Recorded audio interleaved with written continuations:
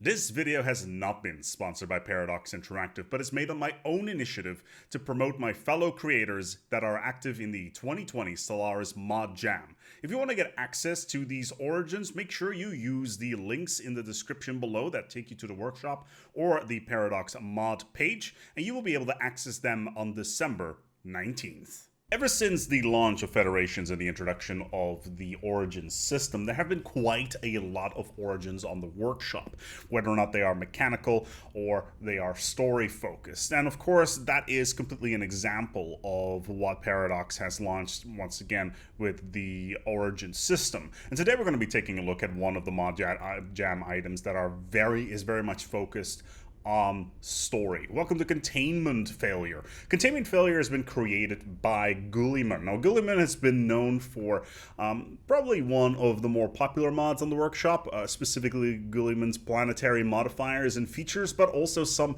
less known ones, such as a Biohive, which sadly is now defunct. However, you will want to try out something that is similar to that. Feel free to go and check out the Alien Hive Queens mod. It's very similar into its approach, except it's a little bit more expansive.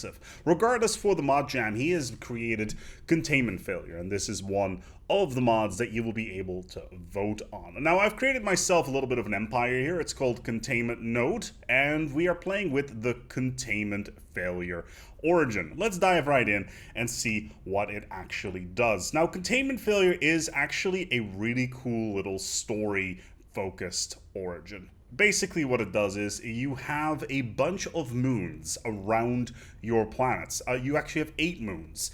And for the longest time, these moons have generated electromagnetic storms on your homeworld, making sure that you could not advance into the next era, the space era. Why? Because you are robots. Yes, you have to have machine intelligence enabled in order to run this particular origin. It's one of the cooler ones in that respect that is completely focusing on robots. There's another one as well, but we'll dive into one of those later onwards. Regardless, the 8 moons, they were generating this electromagnetic storm. One of them has shut down, and the story unfolds. In addition to these electromagnetic storms, you also have a infrastructure build speed reduction of 5% per moon, yes, and for every moon that may or may not have something happen to it, they will reduce, and also pop assembly speed has been reduced by 35.5 per moon. So let's dive in and see what Containment Failure actually does and how it is played out.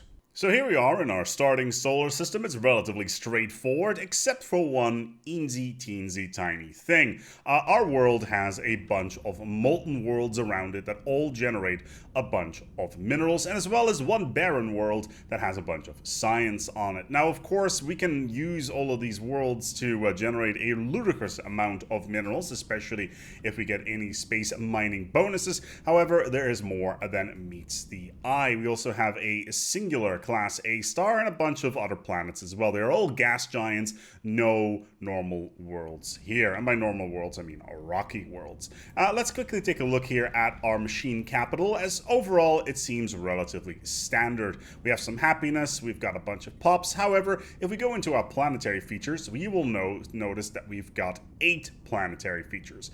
7 of those are those electromagnetic storms that I was talking about, as well as 1 impact crater. Now, the impact crater by itself increases the amount of mining districts that we have available, which is really nice because it does mean that we can increase mineral output quite significantly. But of course, these are also the electromagnetic storms. Basically, every single one of these moons will generate an electromagnetic storm on our planet, which reduces planetary build speed as well as pop assembly speed by 5% for every moon that is enabled. You may have recognized this particular setup from a certain TV show that we shall not name due to copyright reasons. However, Alpha, Beta, Omega, Theta, Iota, Sigma, Zeta, and Gamma are all in orbit. And if we start to unpause here, we may or may not have some events popping up, because yes, Alpha, the first moon, Reason Alpha, has cooled down and a mystery is in fact afoot. We're going to go ahead and do a preliminary analysis, and a archaeology site will start to pop up. Now that we are no longer contained to our homeworld, we can actually go out into space and do whatever we want. Now, the chain itself is actually rather interesting. There's a lot of cool lore behind it, and a lot of potential as well, with more resources popping up over time. So let's jump into the future and see what it holds as we explore more of the mystery of the containment failure.